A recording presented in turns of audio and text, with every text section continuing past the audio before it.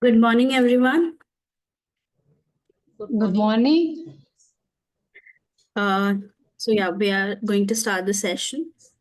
Uh, Dear authors and invited guests, welcome to the technical session 12A. Myself, Aarti Mohan, and this session would be moderated by me. On behalf of Global Knowledge Research Foundation and GR Scholastic LLP, it is my great pleasure to welcome you all to the 10th International Congress on Information and Communication Technology, ICICT 2025, London, UK. The 10th edition of the conference was organized in a hybrid mode. The physical event was held yesterday it was held on 18th in London, and the virtual event is being held through Zoom from 19th to 21st February 2025. I hope you all would be enjoying this knowledgeable and interactive sessions through the day. In this session, we have 6 presentations. Each presenters would be given 12 minutes for the presentation and 3 minutes for the question and answer session round. On 10 minutes, I'll raise a gentle reminder. There's another request to all the participants to stay connected with us till the closing remarks. If you have any sort of query or any update, you can write it to me in the chat box. Just before we get started with our session, I would like to introduce you all to the chairs for this session. We have Dr. Prince. He is a lecturer at Ghana Communication Technology University, specializing in information systems, business informatics, and databases. His research focuses on the intersection of information technology and business services, contributing to advancements in digital transformation and data management. We have another session chair, Dr. Chaya Jadhav. She is working as a professor at Dr. D.Y. Patil Institute of Technology, Pune, India, having total teaching experience of 26 years.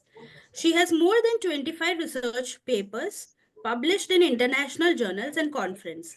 She has 4 copyright and 3 patents. She is working as a subject chairman at SPPU, Pune, and also a PhD guide at Pune University. It's my pleasure to welcome our respected session chairs on board with us. We welcome you, ma'am and sir. All right, thank you. I would request, thank you, ma'am. I would request our session chairs to deliver an opening remark to all our participants before we get started with our presentations. Hello, come again. I would request our session chairs to give an opening remark to all our participants before we get started with our session. All right. Yeah. All right, Doc, please, can you start? Prof, if you want to. Sorry? Oh, I was saying if Prof want to say something first. You can start, no problem. Then ma'am would take the lead. All right. Okay. All right. So, right. Good morning, everyone. And it's a pleasure to have you guys all here for this presentation. And I believe it's going to be a very wonderful and a very beautiful presentation this morning. So I wish you all well. And I hope you are going to enjoy the presentation. And I believe it's going to be a very nice one this morning. Right. So thank you. Thank you so much. So good afternoon here, all the participants. So welcome for this presentation. And I hope this presentations again, it will be wonderful. So this is a platform for knowledge exchange. So hope everyone will, whatever may be the instructions given by Aarti, so everyone will follow. So all the best for the presentation. Now you can start. Yeah. Thank you. Thank you. Thank you, ma'am. Thank you so much. Thank you, sir, for your valuable words. Moving on to our first presentation, we have Adoption Intentions of Mobility as a Service in the UAE, a market segmentation study. Dear presenter, could you please start with your presentation? Yes, I will start, but I need to share my presentation. So I need the permission from your side, please. Yeah, You can I share. cannot present. Yeah, let me try. All right, 1 second. Can you see my presentation? Yes, yes. Yes, ma'am. All right. Good morning, everybody. Good morning. I'm Salam Khouri from the British University in Dubai. And I'm going to present an article about adoption intention of mobility as a service in the UAE, a market segmentation study. Explore the key factor driving the adoption of mobility as a service in the UAE, a rapidly evolving mobility landscape. I'm going to start with the outline. I'm going to start with the introduction, followed by the research question, research objective, theoretical framework, key factors influencing adoption, methodology, key findings, demographic insights, and finally, implications. To begin with, overview of urban mobility challenges. The UAE faces growing challenges related to increasing air pollution and high level of private vehicle usage, traffic, which impact the environment and quality of life. Rising demand for sustainable transportation. There is an increasing need for more sustainable and efficient mobility solution to address the environmental and congestion in the UAE issues in the UAE. What is mobility as a service? MaaS is the integration of multiple transportation modes into a single digital platform, offering the potential to reduce congestion and improve air quality. As you can see here, this is the current situation and this is the proposed MaaS model. That everything, all modes of transportation in one app. Why UAE? Relevant of UAE context. The UAE has set a strategic priority of achieving carbon neutrality by 2050, making it a relevant and important context to study the adoption of MaaS. After the introduction, we're gonna move to the research questions. Bridge research gap by addressing two fundamental questions. The first one, what are the socio-demographic, travel lifestyle, and psychographic characteristics of consumer clusters influencing MaaS adoption in the UAE? The second question, how do these factors contribute to the formation of diverse user segments? We're gonna elaborate on the research objectives. Identify key factors influencing MaaS adoption in the UAE and develop strategy to enhance its accessibility and sustainability for diverse users groups by employing a market segmentation approach based on the unified theory of acceptance and use of technology, which is UTAT2 framework, which examine the interaction among attitudinal, behavioral, and technological variable, while integrating travel lifestyle, attitudinal, and demographic factors into segmentation model. And we're gonna see the integration and the theoretical model in the next slide. So this is the theoretical framework. As we mentioned earlier, UTAT2 factors integrated with travel lifestyle factors, demographic factors, attitudinal factors as independent variables, and MaaS adoption as dependent variables. And what are the key factors influencing adoption intention? We have the UTAT2 models, as we explained earlier, outlines key factors that may influence user adoption of new technology, including performance expectancy, effort expectancy, social influence, facilitating condition, hedonic motivation, price value, perceived risk.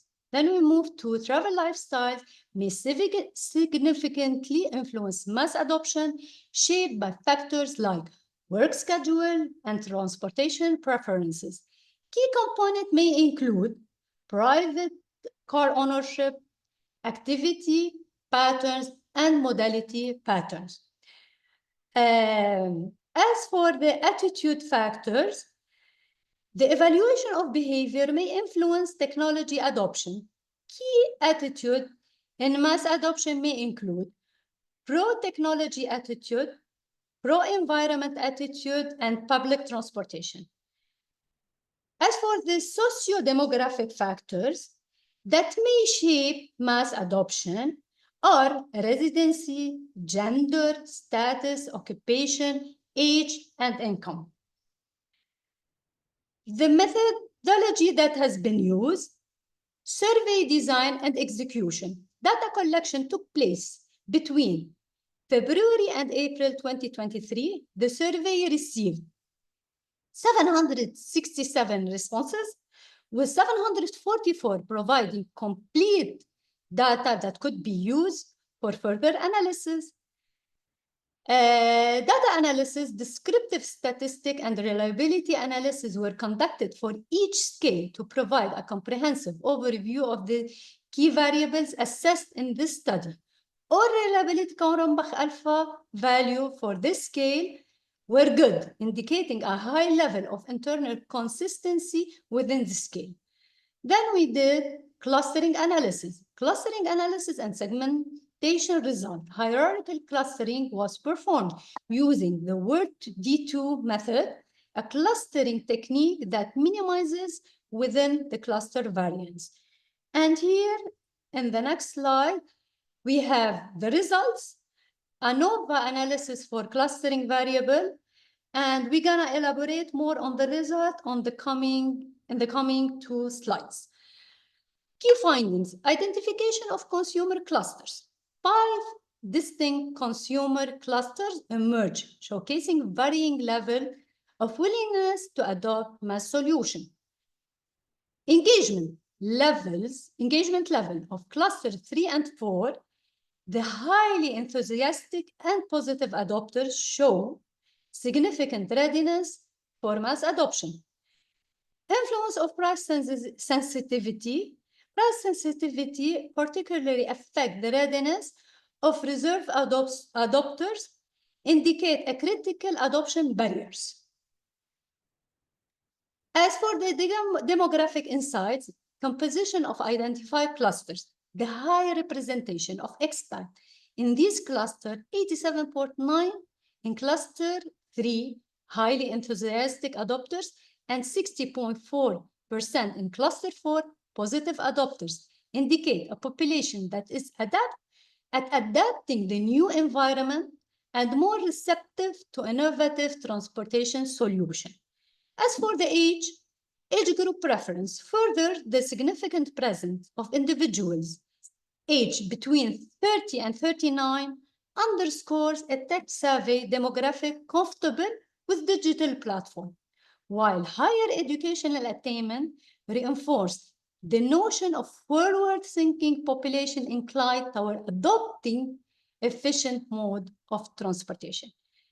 As for public transport reliance pattern, cluster 3 and 4 display high reliance on public transportation, highlighting their mobility preference.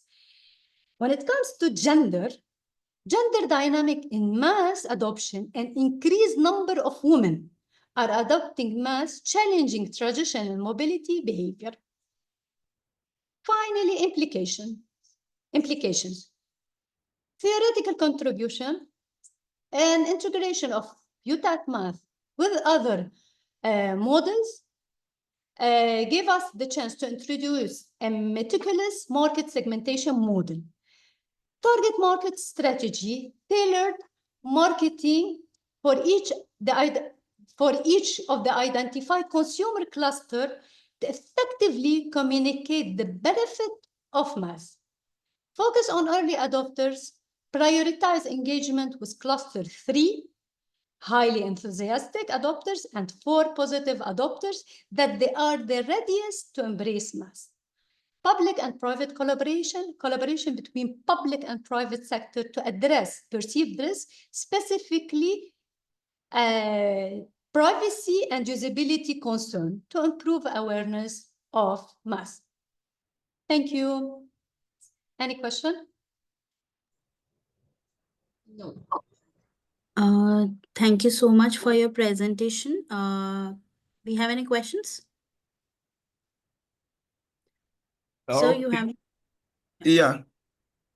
All right. Thank you very much for your presentation. That was a very nice presentation. So I want to find out, using the UTAT2 model, which were you able to identify which of the factors?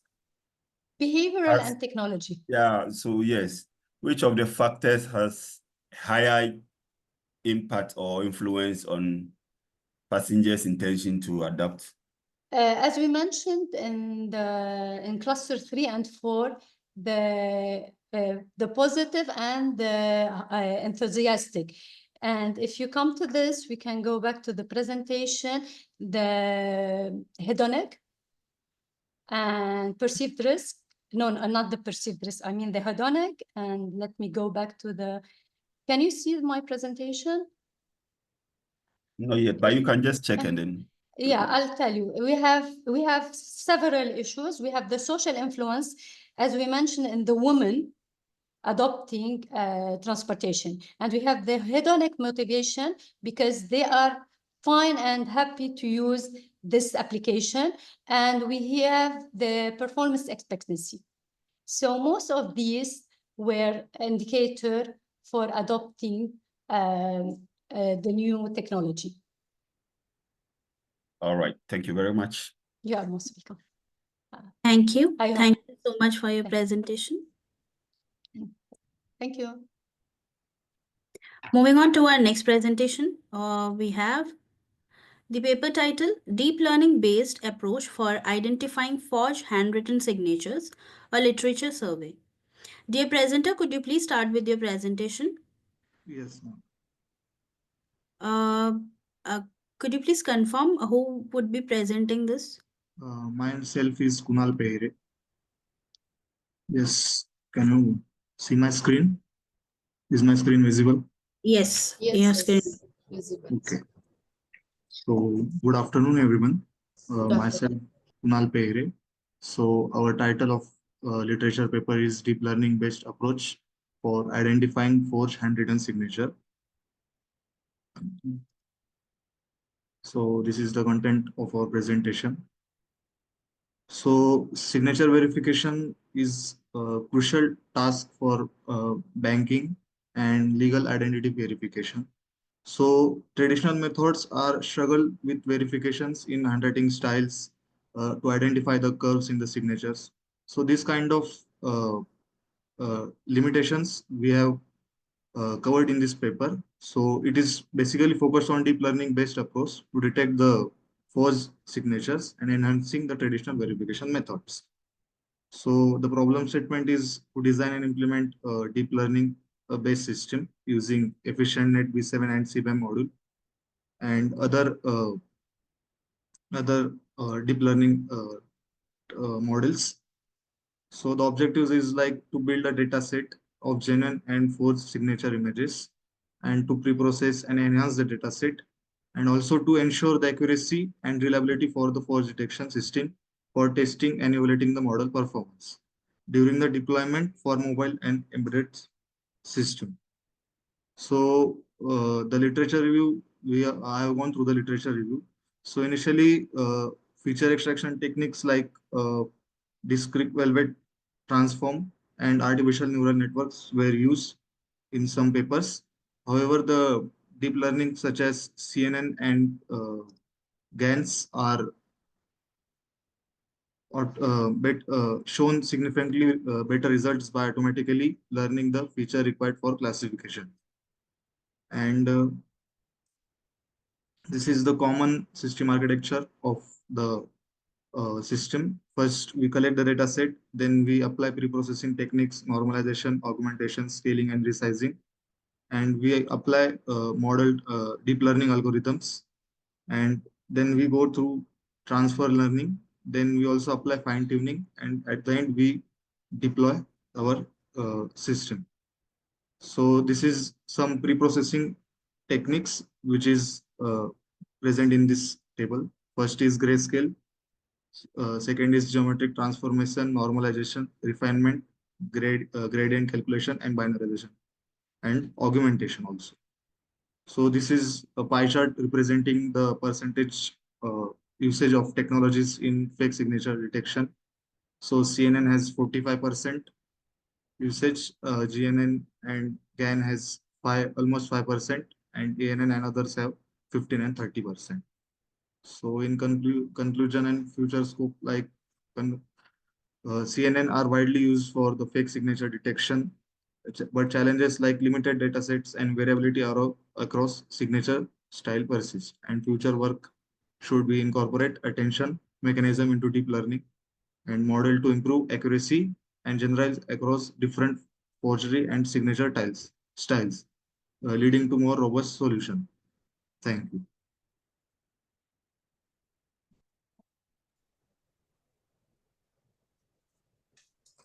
All right, thank you very much. And yeah. you have not mentioned any methodology, what you are going to do like that. I mean, we have used, means we have taken the literature review. Based on that, I have implemented that methodology image in my presentation. Common system architecture. This is a common. This is common. Yes. This is from that literature review. So in that, all the systems have used the data set, and they have applied the pre-processing techniques like normalization, augmentation. And there is also another table is like, these are the pre-processing techniques also: grayscale, geometric transformation, normalization, refinement, and binarization. Okay, thank you. All right, so I just want to find out, very nice and powerful presentation. I want to find out, even in our normal signatures, we have a little bit of variation. All right, so how do the system be able to identify that? Because you might have a little bit variation in your own signature. So how do your system be able to identify whether it's the real signature of the person, even though there's a slight variation in the signature? So basically, we have taken 50 real and 50 fake signature data set of a single person.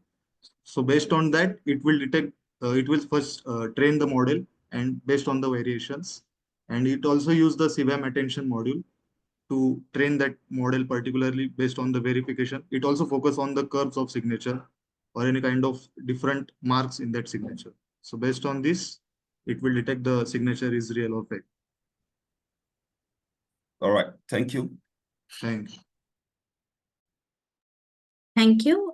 Thank you so much for the presentation, and thank you so much for the questions. Moving on to our next presentation, we have deep learning based channel coding for point-to-point and point-to-multi-point communication in advanced cellular network. Dear presenter, could you please start with your presentation? You can start, ma'am. Yes, good morning. Good morning. I'm audible. Yes. Audible. Yes, good morning. Good morning, everyone who is assembled in the board. My paper title is Deep Learning Based Channel Coding for Point-to-Point and Point-to-Multipoint Communication in Advanced Cellular Network. So I am Shilpa Bhairnati, who is a research scholar in CMR University, Bengaluru, Karnataka. Under the guidance of Dr. Rubini P, I am taking this research work. So these are the outlines of the today's presentation. So the 5G falls short in fulfilling the Internet of Everything, as it connects millions of devices per cubic kilometer. To reach the demand of ubiquitous, reliable, low latency connections, the 6G aim to include the terahertz network band and AI large communication. Along with this dynamic spectrum access and the Internet of Space Things, which will be facilitating by the CubeSats and UAVs, massive MIMO are additional challenges we are facing. To overcome these issues, we present point-to-point and point-to-multi-point, where channel coding, that is turbo coding, is the basic which we have taken. And along with that, the deep learning based training is provided to improve the error correction performance. This paper improved the performance considering the bit error rate for the different SNR levels and additive white noise for the different scenarios. So to getting into the introduction part, so 5G technology has key players who are the commercial providers, academic researchers, and the standards organizations and users. And here the potential of the 5G is a very vast and continues to evolve to meet the new requirements. If we compare at the right side, we have compared the 5G with the 6G communications, that is, which is upcoming network technology, what we are expecting, driving new applications and industries, including virtual and augmented reality, e-commerces, contactless payment, machine-to-machine communication, and enhanced mobile broadband. These are the upcoming technologies, what we're expecting with the high speed. And the consensus is that the 6G will aim to address 5G shortcomings. That is listed here, the pushing the communication to the higher frequency band, that is millimeter wave to the terahertz, creating the smart radio environments with the reconfigurable surfaces, eliminating traditional cell structures with the cell-free massive MIMO. So these are the certain shortcomings what we have felt in the 5G communication, and which are the challenges we are expecting in the 6G communication is the same, that is pushing the communication to the millimeter wave to the terahertz, and we are suffering from higher propagation losses and require advanced materials to design the effective transmissions.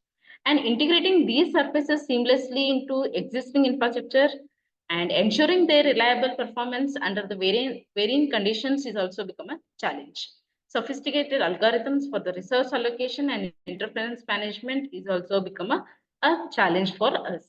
Cyber security and integrating terrestrial and the space communication to form the ubiquitous network demands for the coordination between the multiple stakeholders, standardizations, and across the various platforms is a major challenge here, and substantial investment from the researchers and the development.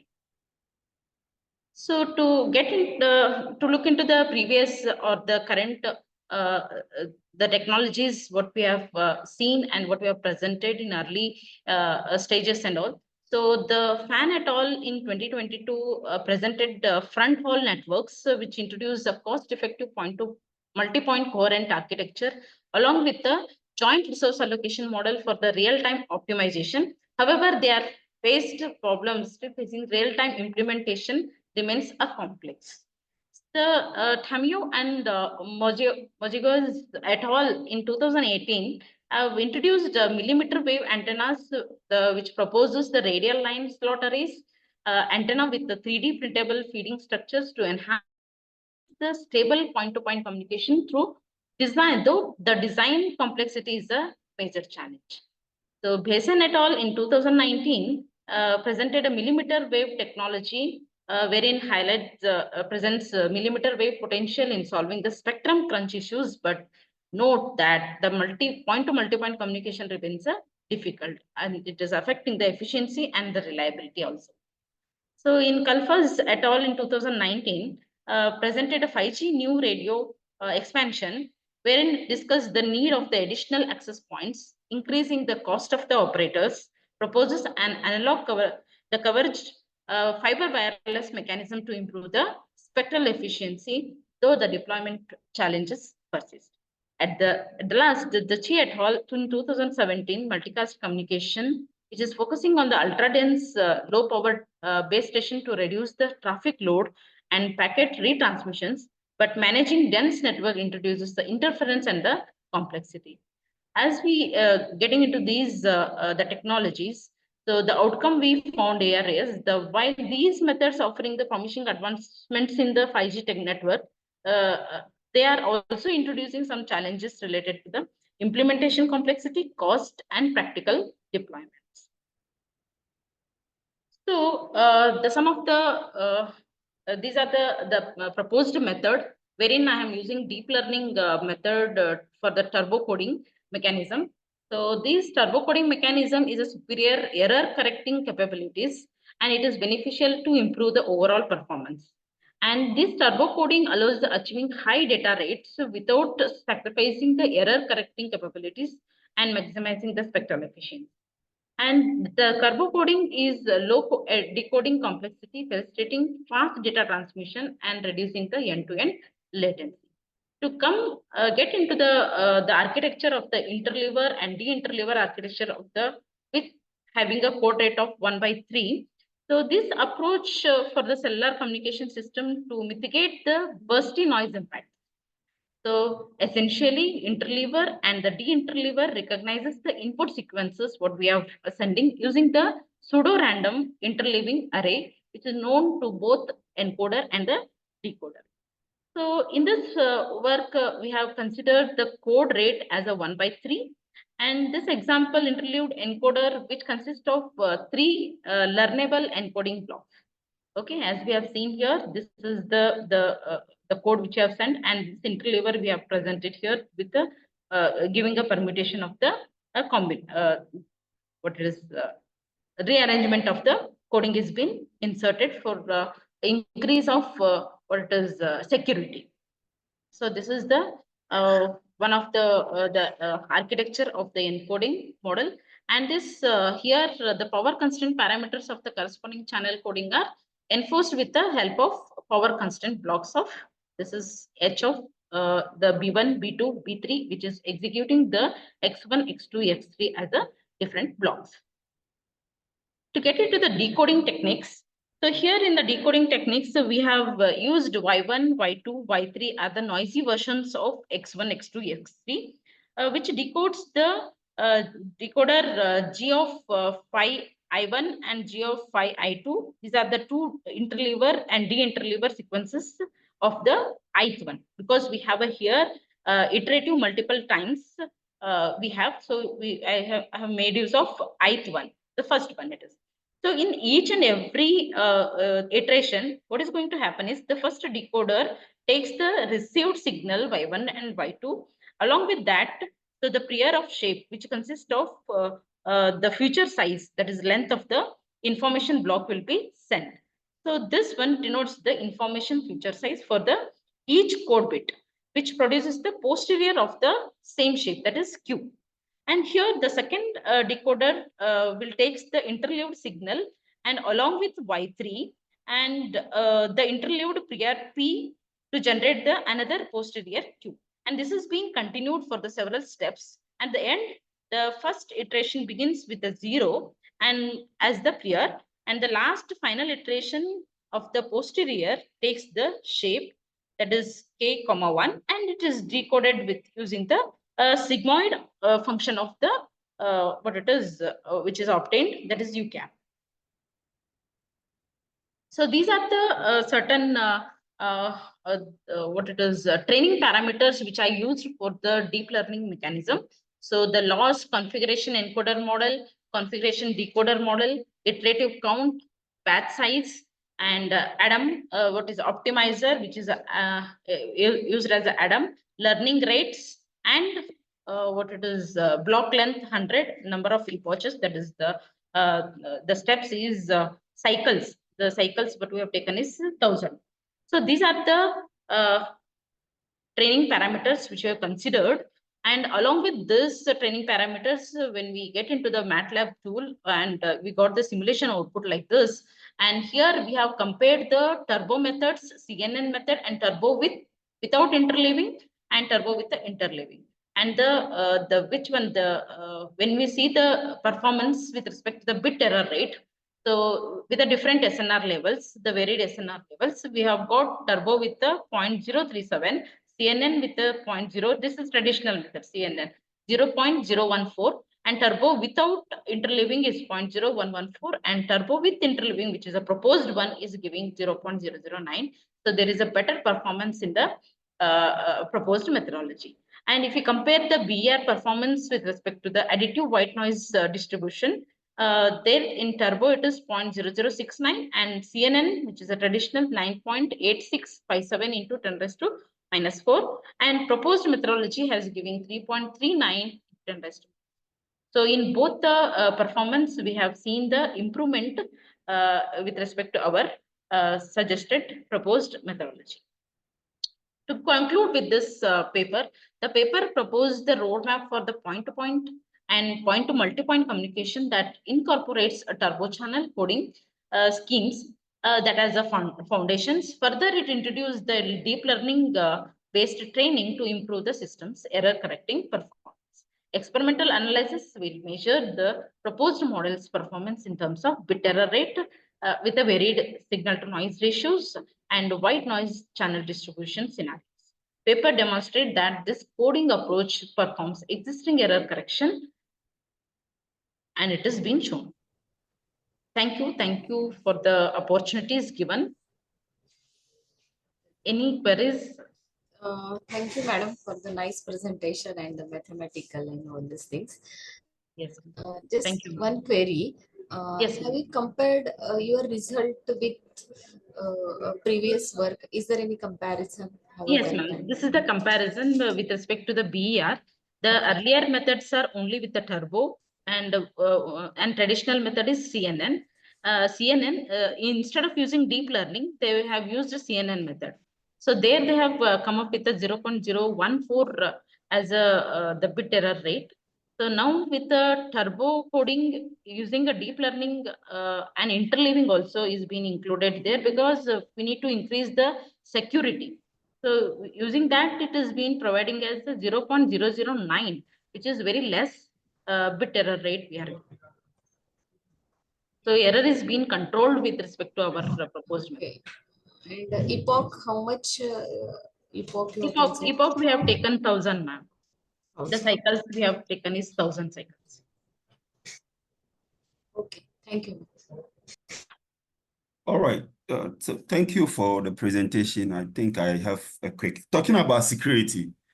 Yes. What are some of the security measures that are put in place, since wireless networks are always susceptible to adversarial attacks? So what are some of the security measures that will ensure your system is secured, the proposed system? Yes, it is. It has been secured because we have taken enough taken care in the deep learning method with the trained the parameters we have given, and interleaving is a main foundation for the more secure data. All right. Okay. Every time it is, every iteration it is generating the different codes through which it is encoding, and at the end it has been decoding. Okay. All right. Thank you. Thank you. Thank you. Thank you so much for your presentation. Thank you, ma'am. Okay, moving on to our next presentation. We have key considerations for appropriate information in our communication architecture for smart manufacturing. Dear presenter, could you please start with your presentation? Yes, just 1 second.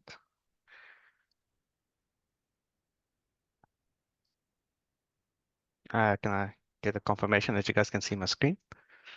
Yes, Yes. you can start your Awesome. presentation. Just want to hide this. Okay. Good day, everyone, and welcome to the attendance of my presentation on the key consideration for appropriate information in a communication architecture for smart manufacturing. My name is Gareth Jericho, and in this research forms a larger study that I've undertaken. A quick overview on the contents covered in this presentation that will be included is a background of the study, highlighting the requirements of Industry 4.0 and smart manufacturing. Then after, an overview of smart manufacturing characteristics is presented, along with the different types of architecture currently in use. An outline of the larger area of the research then proceeds, this with the highlight of the study focus and the research question. We'll then look at our smart manufacturing case used within the study, following on with the results and analysis of including appropriate information in the communication architecture and regulating this with the case study. We then round off this with a discussion of the advantages of using a communication architecture in smart manufacturing. To start, Industry 4.0 is made up of 4 pillars, naming smart manufacturing, cyber physical systems, IoT, and iOS, where smart manufacturing is defined as having the ability to make intelligent decisions and informed information to improve production capabilities. These capabilities include the ability to be flexible and modular for the manufacturing scenarios whilst being connected to a larger data set during manufacturing. Smart manufacturing is found to achieve these requirements with the inclusion of smart manufacturing characteristics that include composability, cybersecurity, data analytics, cloud manufacturing, interoperability, and contextual awareness, with each smart manufacturing characteristic having their own enabling technologies to satisfy these conditions. Architectures, on the other hand, are used in current generations of manufacturing, are undergoing improvements and adaptations to be compatible with Industry 4.0. Architectures, in their definition, need to be general enough to include affecting technology types, while also being specific enough to solve the particular challenge at hand. Notable types of architectures include hardware and software architectures, with each of these architectures being defined by certain aspects. In the case of software architectures, these aspects are made up of the definitions of their methods and classes and the area of optimization. However, communication architectures are often left out of these discussions and are not fully realized. Communication protocols normally are implied strategies in networks, but often fall short for full consideration as an architecture. This study researches the possibility of creating a communication architecture to realize smart manufacturing and improve production statistics. This communication architecture will need to consider the flow of information, the use of communication protocols throughout the network, and the network level responsibility. This study thus establishes a concept of a communication architecture and has identified information appropriateness, contextual awareness, decentralization, distribution, and a network hierarchy as the core components. The study hopes to introduce appropriate information communication to smart manufacturing units to create the first step of the communication architecture.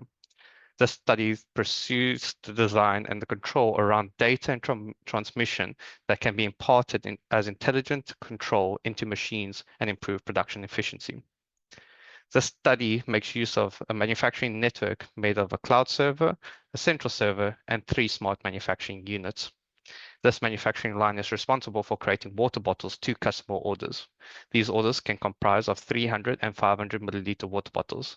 Customers are able to place these orders through a web interface that is hosted by the cloud server.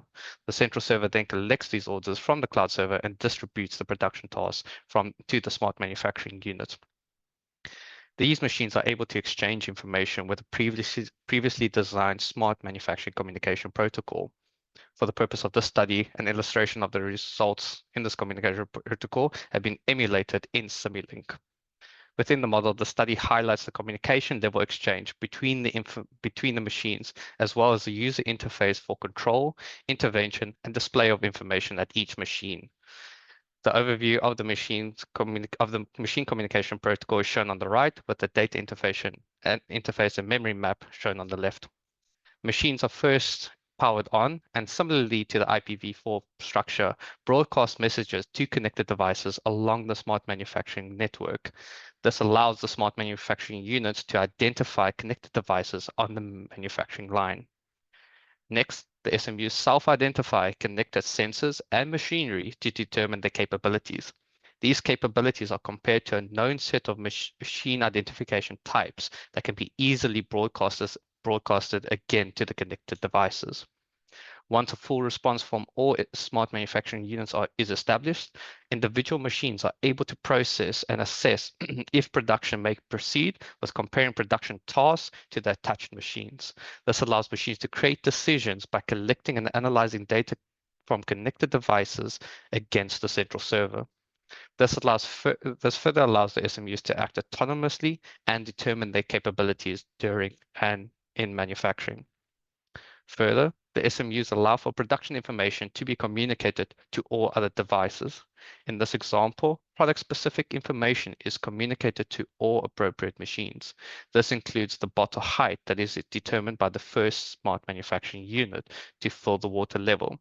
This information is then communicated to the second smart manufacturing unit to cap the appropriate bottle of a varying 300 and 500 milliliter height.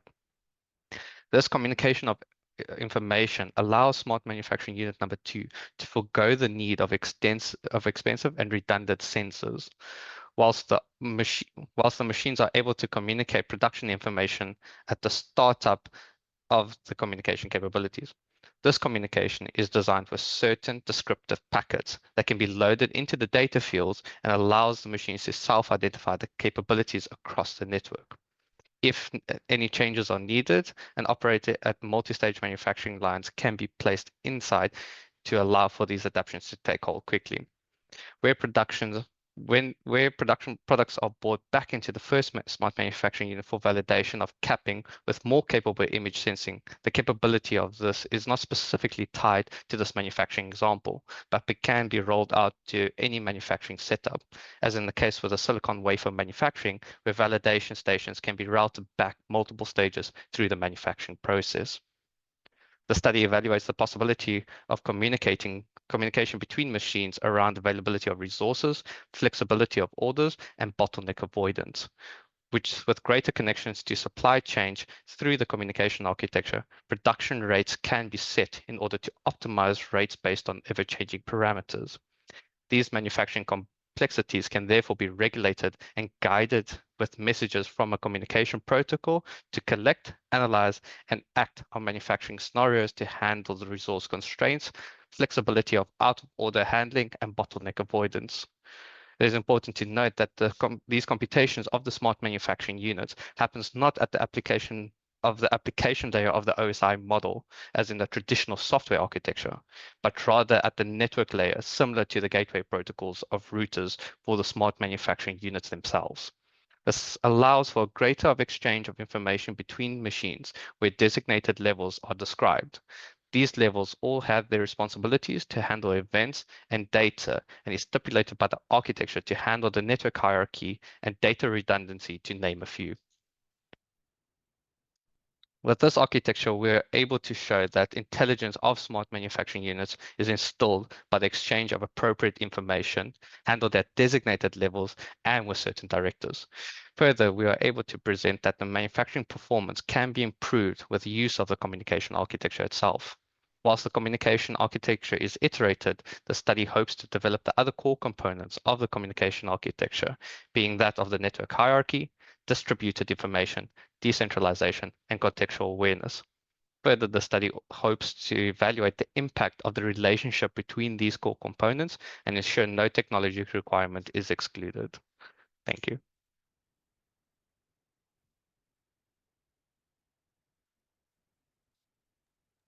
Thank you. Thank you. Thank you so much for your presentation. You have any questions? Yeah, so I just want a quick one. I just want to find out, were there any use of remote sensors in the transmission of signals to the communication architecture or something? So as of now, with the study focus being within information appropriateness, we did not evaluate the use of remote sensing, although within the communication architecture as well, it was mentioned that we do not want to exclude any technology type that would have a part to play within the architecture itself. So the architecture with the use of contextual information and appropriate information will make allowance for remote sensing within the smart manufacturing units themselves. Essentially, those sensors can be collected information with the protocol and sent to the smart manufacturing units, and then designated when and where the data is stored, transmitted, collected, and analyzed. As of now, it was only working with the touch sensors, but further inclusions hopes to also expand into remote sensing. All right, okay, that's fine. I think that would be a very nice idea. One question. Yes, just one question. So what type of manufacturing you are considering? What type of? The architecture is designed to not be tied to any specific type of manufacturing scenario, but can rather be imparted between different types of industries and scenarios as well. For the case study specifically, we focus on to the water bottling manufacturing line, where we were able to produce varying amounts of 300 and 500 milliliter worth of water. Further or other aspects within the communication protocol itself will have the allowability to expand into the different industries to self-identify if and what other complexities in the manufacturing process can suffice. Essentially, we could change out the manufacturing industries and keep that architecture as consistent as possible with certain considerations, one of that being the machine type identifiers. Within the machine type identifier, that is seen as a characteristic of the appropriate information, and we can therefore characterize each type of machine through all industries, and then we can do that cross comparisons of the directive from the central server to see if manufacturing can proceed or can be achieved, or what machines would then need to be replaced in a modular form to allow for production to continue. Okay, thank you. Thank you. Thank you for your presentation. Moving on to our next presentation, we have the paper title, Tales from the Algorithm, Enhancing Reading Comprehension Assessments with AI-Generated Arabic Stories. Dear presenter, could you please start with your presentation?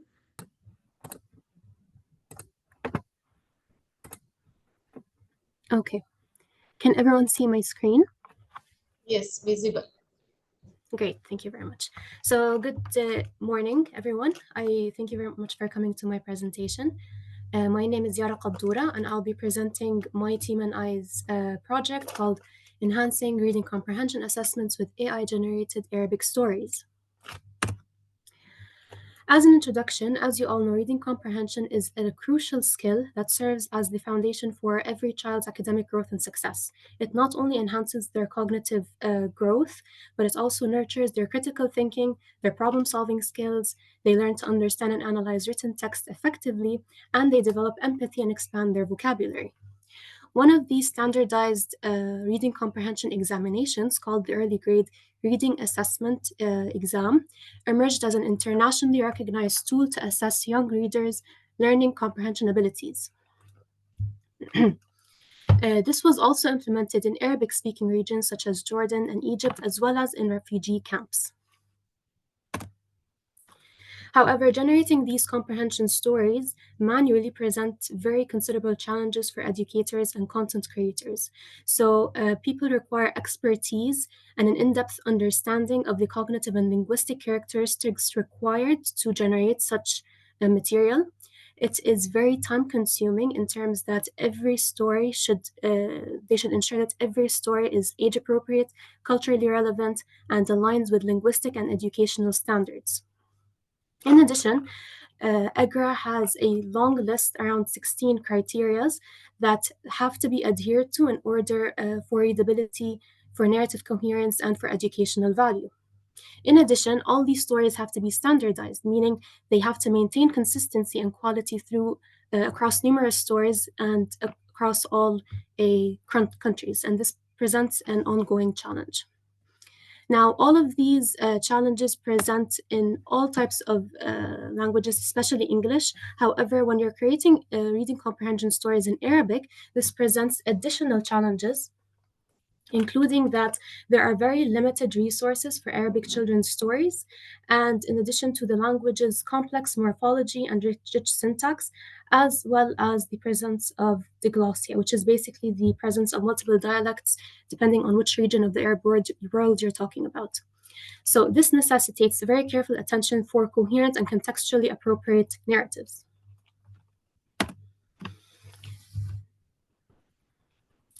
Research has already been done and has demonstrated the effectiveness of state-of-the-art LLMs in generating EGRA-compliant reading comprehension stories in English. However, our objective in this research is to provide a scalable solution. So instead of manually generating these stories, we would like to explore the use of using LLMs to automatically generate Arabic reading comprehension stories. So in this research, we will be using multilingual LLMs, including ChatGPT, Llama, and Mixtral, as well as Arabic-specific LLMs, such as JACE.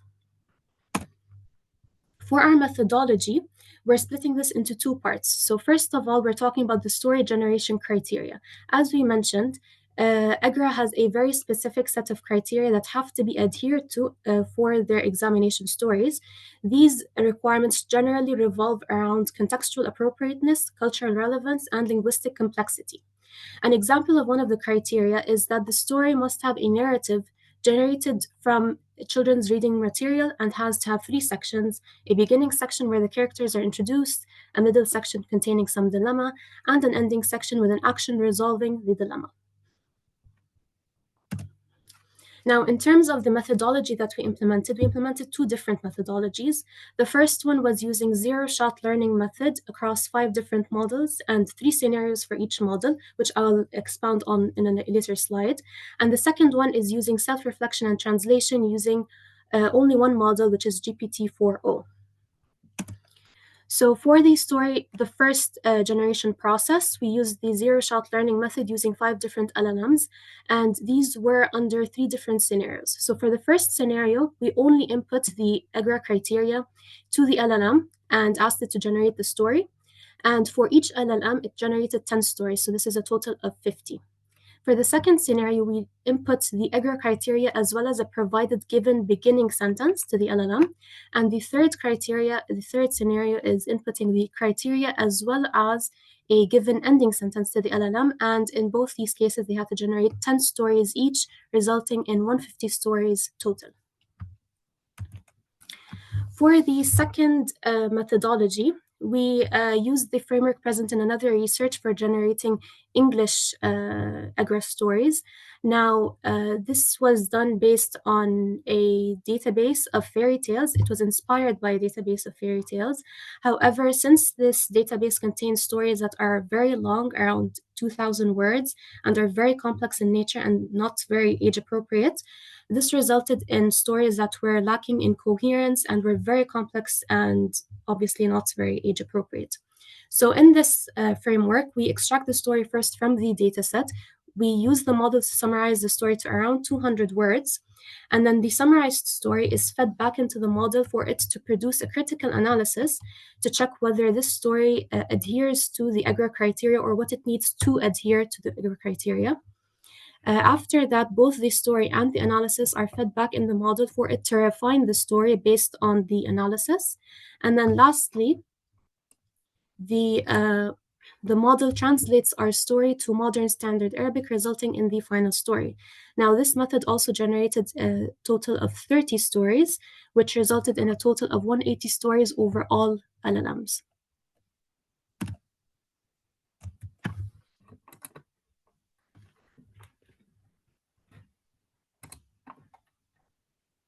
As for the results, for our evaluation, we used three separate evaluation criteria.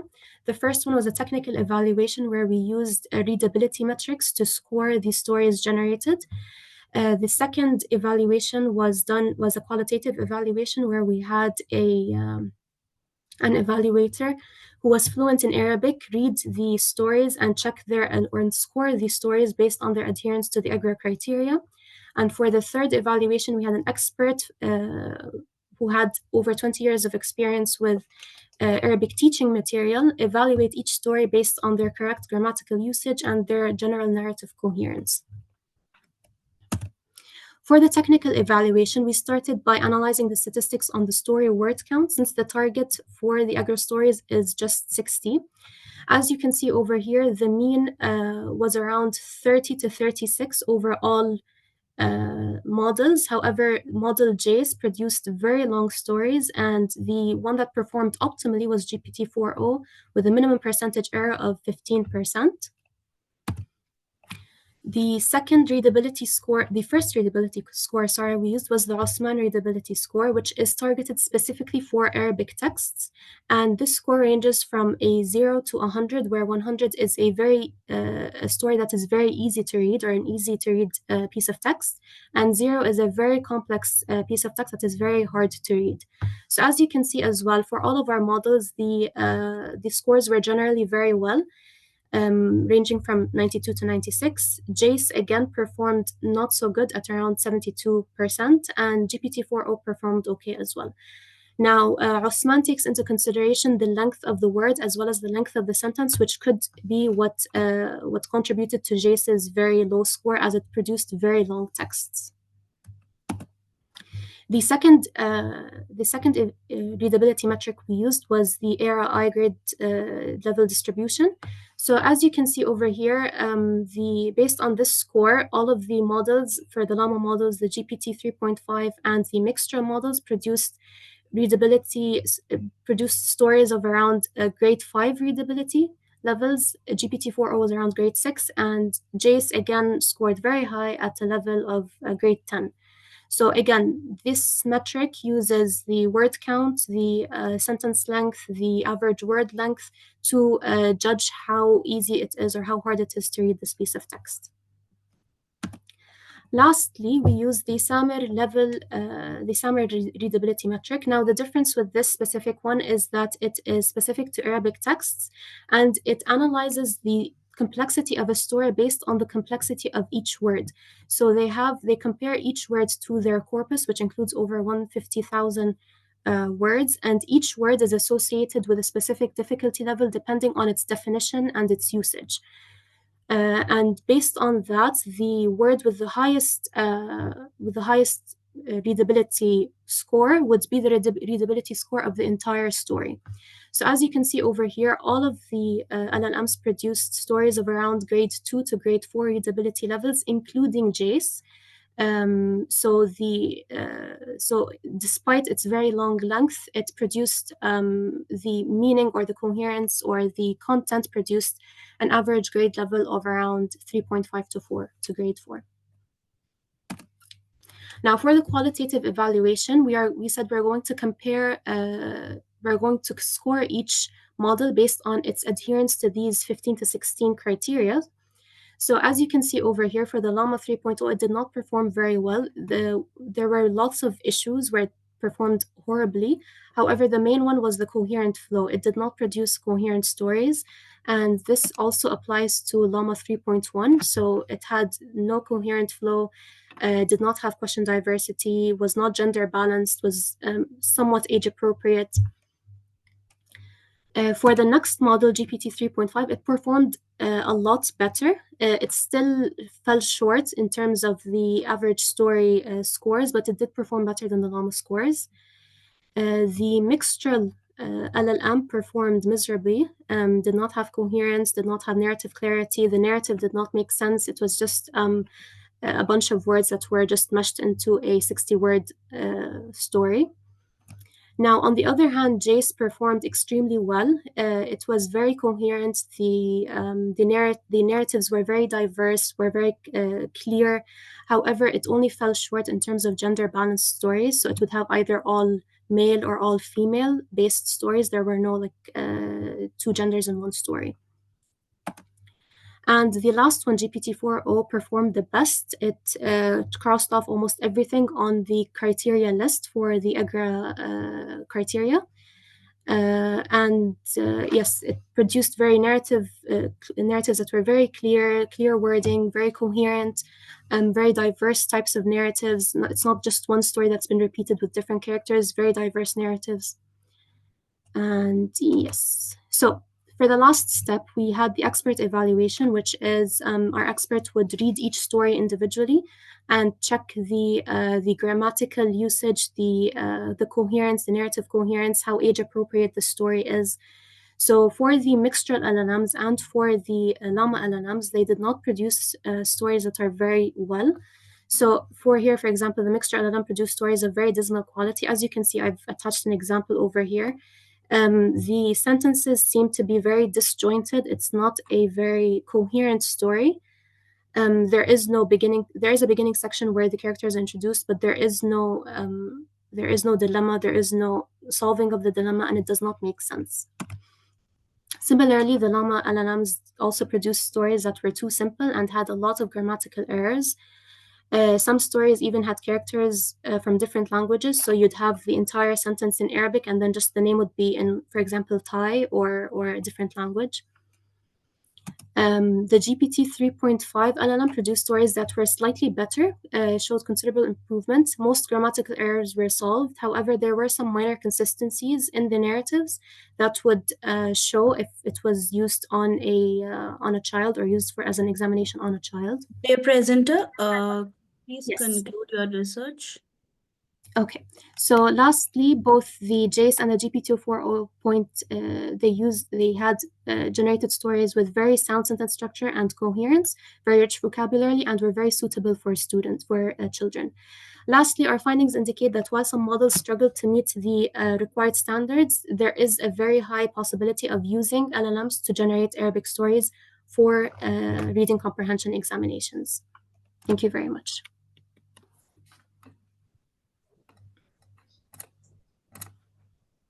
Nice presentation. So it is a new you. topic, and definitely it will be used in most of the schools and like that for the students, children. Thank you very much. Thank you. If you have any questions, please let me know. Thank you so much for your presentation. So Mhm. any questions? I don't have any question. Thank you. Thank you very much. So this brings us to the end of all our presentations. So I would request our respected session chairs to share their insights and feedback to all our presenters on their presentations. Sir, will you start? Okay. All right. All right. So thank you all for your presentation. And as Prof said earlier on, it's a learning curve. And so there would be a little bit of issues, but that's a very nice and powerful presentation by all presenters. And we believe as you go on, you will improve and get things in the right way. So thank you for making the time to present in this conference. And we hope to have you all again next year, or hopefully this year, for any conference that will come up. So we enjoy your presentation, and I'm very happy to have you all. Thank you. Thank you, dear presenter, for presenting a nice presentation and a variety of topic. So it was a mixture, not even on the only for the deep learning and like that. So the topic and it was very nice, and it was presented in a very nice way. So all the best, and hoping for the next. Thank you, and thank you, Aarti, for nicely introductions and managing you, the ma'am. session. Thank you. Thank you. Thank you, sir. Thank you so much. Thank you. So I sincerely thank all our authors for their excellent presentations and contributions in this session, and all the participants for being a part of this international conference. I hope this session was informative enough. We, on the behalf of the whole team, would like to thank you for the support during this 10th version and all the previous 9 versions of the conference. We would be happy to have you all in the 11th version as well in 2026. All the presenters would be getting their digital certificates through email within 2 working days. Further, all the papers have already been forwarded to Springer. The publication will be live within 6 months. Kindly cooperate with the team of ICICT 2025. I would like to thank our respected session chairs for chairing the session, Professor Prince. Thank you, sir. Thank you for your valuable presence. And Professor Chaya, ma'am. Thank you so much, ma'am, for chairing the session. A token of appreciation to our chairs on behalf of Team ICICT 2025 and Global Knowledge Research Foundation and partners. Thank you so much, ma'am, and sir, for making your valuable presence. Thank you, Aarti. I would kindly request everyone to switch on your camera so that we can have a quick snapshot of this virtual conference. I would request every participants to please switch on your camera so that we can have a quick snapshot of this conference. Up. Yeah, thank you. Thank you so much. Stay safe and take care.